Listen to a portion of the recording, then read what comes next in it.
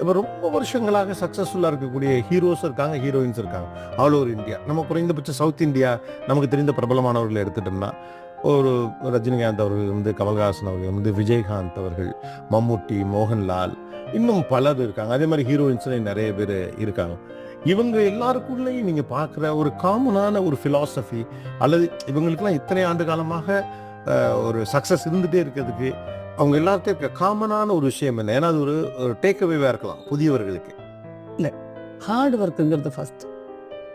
தொழிலில் தர்மம் பண்ணுவது என்பது ரொம்ப முக்கியம்.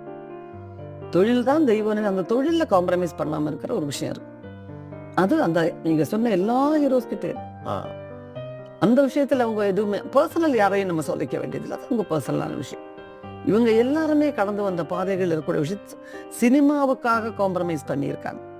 ஒரு இடம் போகிறோம், மசனகுடிங்கிற ஒரு ஊர் சொல்கிறோம்.